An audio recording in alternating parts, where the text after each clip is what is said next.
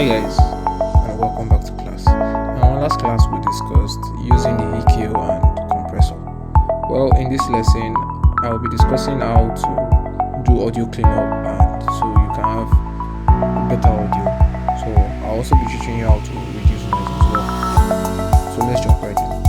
So in this lesson as well, I'll be using the project files from the previous class, which is using EQ and compressor. So if you are not following track, you need to follow track, or you import the project files in using EQ and compressor projects files in the description below. So now we still have a noisy interface, and what we are going to be doing is we are going to go into the essential sound, and over here we have everything is quite busy, and what we'll be doing is we are going to be looking for loudness. There's loudness, there's repair, there's clarity, and there's creative. So we are just going to be focusing on the repair section in the essential sound panel. So for us to achieve this better, I think we're going to be using the audio layout, and this is better, but if you choose not to, that's totally fine. And we're just going to be coming to reduce noise. So when you click on reduce noise, what Premiere Pro helps you to do is to automatically cancel out all noise in your videos. So when we play this and play this back, this is what we have. Last month, electric lights and telephones and automobiles. If you notice, we have something that totally stands out, but the voice has been tweaked a little. But instead of trying to switch it off, we can always reduce it by dragging the meter to the left or to the right.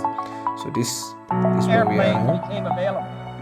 Only last week did we develop penicillin and television and nuclear power. And of course, if you have rumbles in your sound, you can always click on this tool as well to actually reduce the rumbles. So when you click on it, the drop down says reduce low frequency sounds and plosives. So when we play this back, whatever rumble that Premiere Pro notices in your video is going to be cancelling them out. And now, if America's new spacecraft succeeds in reaching Venus, we will have literally reached the stars. So you can just reduce this. This is a breathtaking pace, and such a pace cannot help but create new ills as it dispels old. So when you pause it back and you sort of have reverb too as well, you can always play this and change these settings as you wish. So if we have reverb, we're going to be playing and listening. So whichever one sounds cleaner is what we're going to be going for. New ignorance, new problems, new danger. Surely the opening vistas of space promise high cost and hard.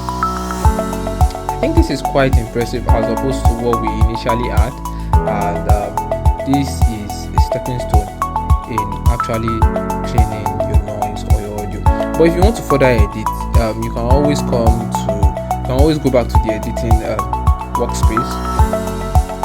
When you go back to the editing workspace, you can see different parameters that can help you. So all these things that we have been adding actually adds up in Adobe Premiere Pro, and if you want to edit them properly, you can always come here, click edit and play. So when you reduce this here, this actually helps. So this actually helps, and when you switch it off, you can always listen to the before and the after. To rest, to wait. But this city of Houston, this state of... I guess this is really impressive, and it helps you actually make audio cleaner and better.